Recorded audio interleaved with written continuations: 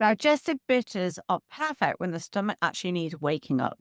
So, if you are the type of person that rarely wants breakfast and can still feel quite full, or can even feel quite nauseous, then usually it's due to the digestive system being a little bit sluggish, a little bit heavy. And we call this waking up the digestive fire because we do need an effective stomach and all of the secretions to help to break down carbohydrates, fats, and proteins.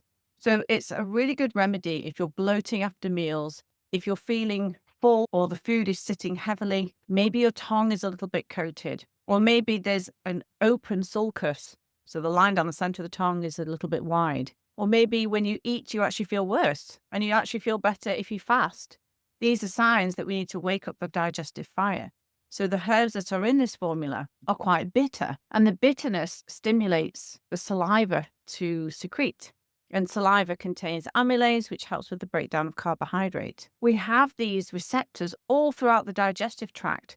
So the gentian and the wormwood stimulate those receptors. Dandelion root and burdock actually help with the biliary flow, but they also help to soften the bowel movements. The herb barberry is very good when we need to stimulate the liver, also antimicrobial, so it can help when food has been sitting there and fermenting a little bit. Another liver herb that's in there is milk thistle. And then we've got fennel and ginger, which bring warmth, help to dispel any gas. They relax the digestion and they help to bring that sense of ease after eating food.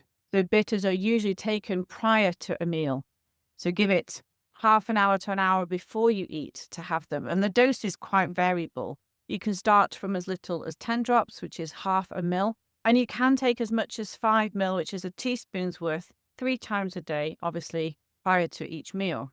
You don't normally need it if you're about to have a small snack, but play around with the dose and see what works for you. Because sometimes that sense of fullness can be worse by late afternoons. You may find you need a higher dose later on. And also think about the size of your meal. A smaller dose for a smaller meal, higher dose for a larger meal, and see how your digestive system responds. This formula isn't usually taken long term. It is safe to do so, but if you find that you're always needing to have it, then the digestive system hasn't corrected. So I would take this for about 2 months and then pause and reassess. Is food giving you energy and do you feel great for it? Or do you still feel tired and sluggish? If that's the case, sometimes it's the food choices that are the issue. If you've got any questions on this, please let me know.